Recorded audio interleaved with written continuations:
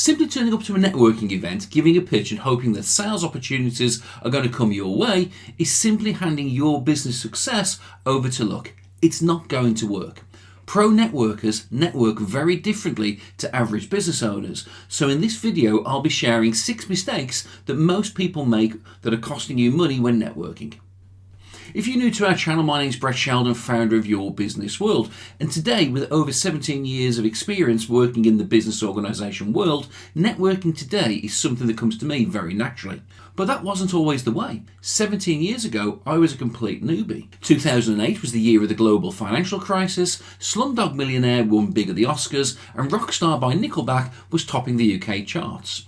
7 months earlier, I'd just become self-employed, and life was pretty good. But in February 2008, thanks to nothing more than me being in the wrong place at the wrong time, through no fault of my own, I became a casualty of the impending recession. I was struggling, I was on the point of bankruptcy, and I had to find out how to find business quickly and without spending any money. And it was around this time, and I don't know by who, but I was introduced to the world of networking. And just like everyone else, I made every mistake going. So I did exactly what everybody else did. I grafted, I learned, and more I learned, the more success I had. And by observing people around me, I went very quickly from having nothing to signing over 300 clients a year from networking and introductory techniques alone. But the question is, what makes the difference? What makes the very best networkers so successful? All comes down to actions and the strategies they adopt. This is where the top 1% excel, thinking about networking very differently to most, and because of that, they end up doing things that most people simply don't. Now, these are common sense things, really simple things to do, and best of all, they don't cost anybody a penny. So if you start addressing these 6 mistakes today, I guarantee you'll start generating business inside 30 days, and if you get stuck, just simply reach out in the comments. I'll gladly help where I can. So we've all heard of the 6 P's, right? Proper preparation prevents piss poor performance.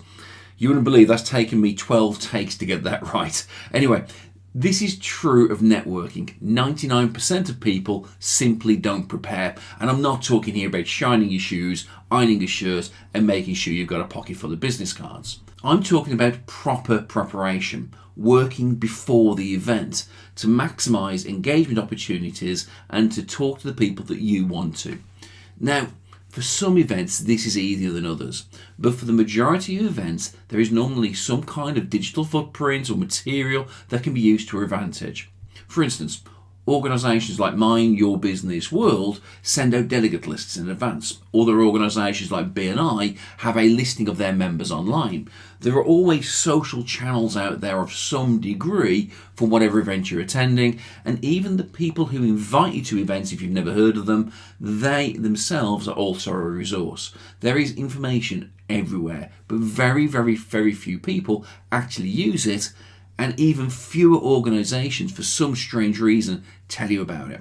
Don't ask me why, it's just the way it is. Now here's the fun part, because when it comes to networking before events, there are no rules. You can be as inventive as you like. So few people do this. Honestly, anything's possible. And last year, as an example of what could be done, I hiked to a networking event. 6.5 miles through mud, fields, over hills, and I also had to deal with a late train as well. Now, don't worry, I did take aftershave and deodorant, so I wasn't very smelly when I actually got there. Now, I know the host of that event will be watching this video, so I told him a few weeks ago actually what I did, why I did it, and was he aware of the strategy. And it was no surprise that he wasn't. And quite frankly, he burst out laughing when I told him. Now, I think his actual words were, "Only you would have the balls to do that, Sheldon." Now, the reason I did it is, like I say, we started getting people engaging online before I got there. People were basically talking about people in the window to see if I'd make it or not. But like I say, the better you can engage before an event, the better. And here's a different example, something probably easier for you to grasp. But a couple of days ago, I was asked by one of our members if I'd like to go and visit his BNI group. I said sure, but because of other things I've got at the moment, I'd have to leave in a few weeks.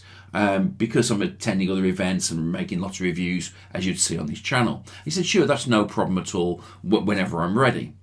But in the meantime, I've already gone online, I've looked at the BNI website and looked at all the members of that group. I've made a note of the ones who are of interest to me. So I've gone to LinkedIn, viewed these people's profiles and reached out saying, hi, I've just been invited to your BNI, but I can't make it for a few weeks, but I will be coming to a meeting soon. So in the meantime, I thought I'd reach out and simply say hi. I look forward to meeting you soon. Now, in every single one of these cases, these people have already responded. I've got meetings in the diary, and that's real networking. Remember, I've not even gone to the event yet. So if you really want to up your networking game and start generating leads, start preparing properly, start working in advance, and you'll already be miles ahead of anybody else at that event. Okay then, so there's a problem in the networking world, and most people don't talk about this, but the majority of people who go networking are going to find clients. We mentioned that in mistake number 1. People are looking to sell their wares, right? I'm no different. But the question is, how many people go networking to buy something? Now, don't get drawn into the baloney of, I always buy from those who are local to me and who I network with, because that might be true, and I'm one of those people. I buy from people who I know wherever I can. But nobody goes, oh, there's a networking event on today. I really hope I'm going to find, because I need to go and buy. It just doesn't happen. Think about it. If you're a financial advisor, nobody's going to go to an event and go, oh my God, I am so glad I met you, Mr. Stranger, so you can go and take control of my 250 grand nest egg. It just doesn't happen. It's bullshit. Now, this creates an imbalance, and that imbalance creates barriers. And when there's barriers, people close down and they don't engage very well. Well, the very best networkers know this, so they shift their focus from what they do to the problems that people face, not the surface problems. I'm talking here about the why it's important to them. Sure, you might help people make more money, but why do they want to make more money? Is it because they're skint and they're having trouble paying their bills? We're talking here things like the fears, frustrations, annoyances, perhaps embarrassments or desires. A lot of these problems, wants and needs, start at a business level, but once you start drilling down, it becomes deeply personal to those people. It's the stuff that keeps them awake at night, or when they have to have difficult conversations, perhaps with a partner or colleagues. And this links really, really well to mistake number 1, because if you've prepared ahead, you'll know who's most likely to be there, or even sectors of industries who are going to be there. And because of that, you will have stories ready to go that you can tell that will 100% resonate with those people. Those conversations don't involve pitches, there's no need for brochures, there's no gimmicks. It just ends up people chatting naturally about business. And sure, it takes practice, and I've been doing this a long time, but I was just like most people, always talking about the features, benefits, deals, price of anything I was doing. It was all sell, sell, sell. And this brings us really nicely onto mistake number 3. So, if we talk networking etiquette for a moment, there's an unwritten rule that the cardinal sin of networking is selling to the room. Now, I don't know who said it, but whoever it was made a lot of money by being completely wrong. But the very best networkers are actually selling all the while, because they're not selling a thing like a product or a service. What they're selling is a stage in a process. Now, for me, my favourite stage in a process to sell is permission to appoint with a purpose. Now, I'm imagining a confused look on your face right now, but trust me, I've made thousands of pounds basically using this very method. So don't switch off, just give me another 30 seconds and trust me, it'll become clear. Now, imagine I'm talking to random Bob and I know he's got an itch that I can scratch, but because I'm a professional in the sales world, for me to make that sale, not only does Bob have to have an itch, he also needs to be willing to scratch that itch. Now, the question is how do I know if Bob wants to scratch that itch or not? And quite frankly, I don't. So I don't guess.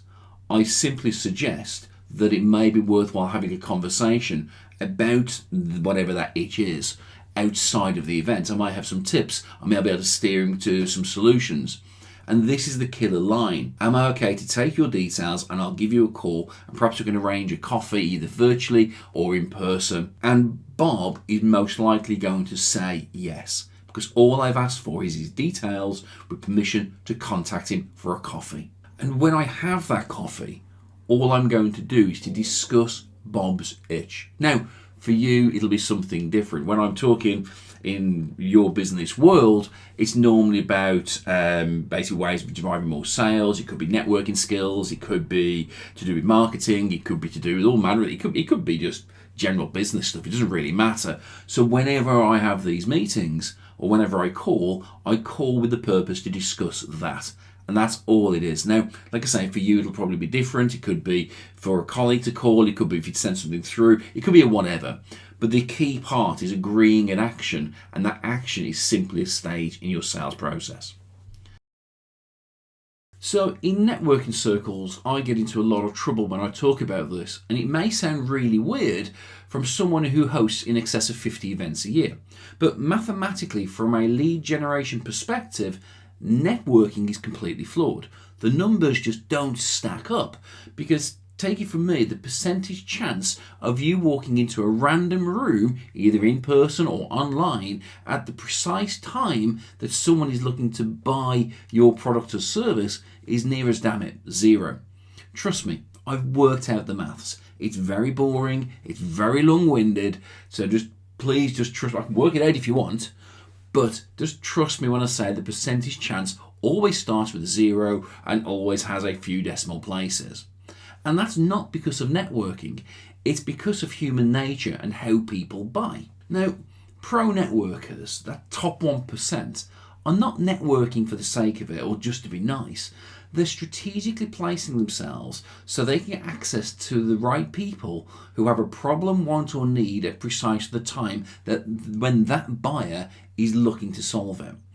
And it's that timing which is the secret part, because being in that right place and right time is very difficult to find. So looking for buyers only when you go networking is leaving networking down to luck. Exactly the same as trying to find introducers. That's a lot better, but it's still down to luck. And the very best 1% of networkers, they look for connectors. People who have access to lots of people, that when in the buyer's journey of when people are looking to buy, these people are strategically placed to be in that right place at the right time. Okay then, so now I've frazzled your mind, let's go back to basics and let's just talk about people. In networking terms, there are 4 types of people. First of all, you've got buyers, people who have a problem, want, or need that your product or service can solve. Introducers are people who have a natural link to buyers, and connectors, which I've talked about in the last mistake, are the people who can link you to these introducers and to the buyers directly. Now, the 4th kind of person is basically everyone else, who may be completely useless from a buying angle, but could probably have, and in my experience they usually do have, access to knowledge that could be really useful to find the first 3. Now, the question you've got to ask is, who's who? After all, blindly looking into a room, whether they're in person or online, imagine a Zoom room now where you've got the 25 squares of people. The people there aren't exactly wearing a big flashy sign telling you who they are. And more often than not, they don't even know themselves who they are. And there is also an added complexity, is quite often people could be more than one person at the same time. Now, from a personal perspective, my best introducers, some of the best connectors, are also actually clients.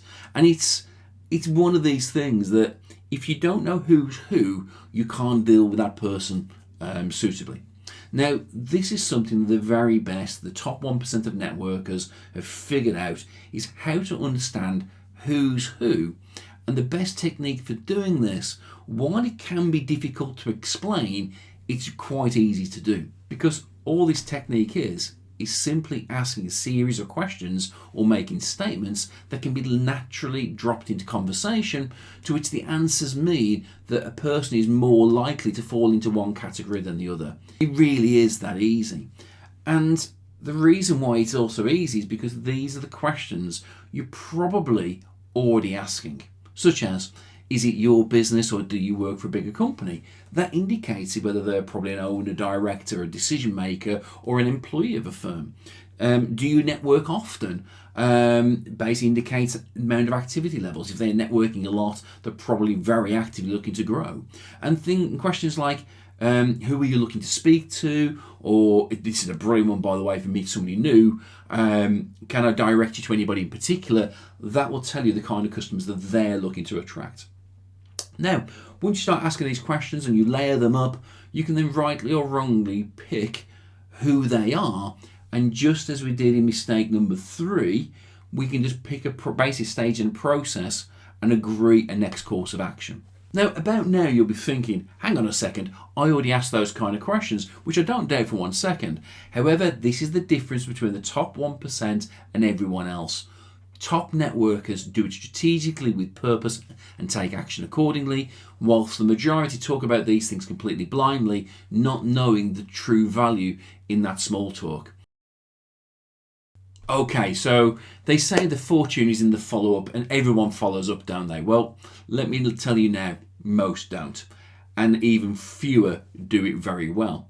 Now, there's a real art form to following up, and it's normally the giveaway where you can really tell if someone's at the top of their game from a networking perspective. Because unlike everything else I've mentioned here today, when it's done well, you'll never see it, just like a great magician with sleight of hand. The 3 things in a follow-up which show that somebody's a really good networker: first of all, they follow up with purpose. Just as I mentioned earlier in this video, basically really good networkers agree a reason why they're going to be following up and how they're going to do it. The second sign is that they just stick to whatever's agreed.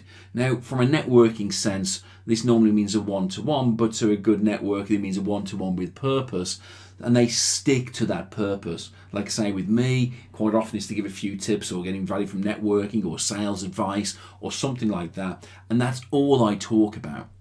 There's no pitching. They basically, let's face it, the person didn't agree to a pitch, so they just don't do it. And if anyone on here follows things like the link in the description or reach down the comments to help, trust me, I'm not going to pitch you, because that's not what they agreed on. It's almost like a verbal, unwritten contract. But what it does allow is for us to converse, which allows, in conversation, for us to ascertain whether they really could be a good fit to be a buyer, introducer, or connector. And that leads into the third and final point on here. And because it leads into another step. If somebody could be a good buyer, introducer, connector, it can lead to another step if they want to do it. And this is the big finale, because that person will ask you to take the next step. I speak to people all the while, and it's clearly obvious that as an organisation, we could help them find more business.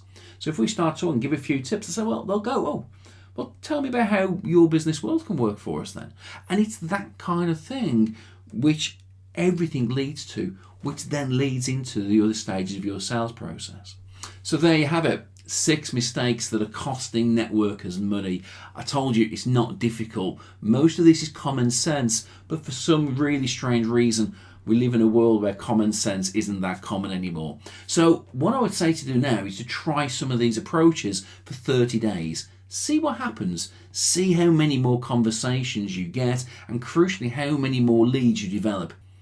Okay then, so just for the last little thing now, what we've talked about here is about the theory of how this works.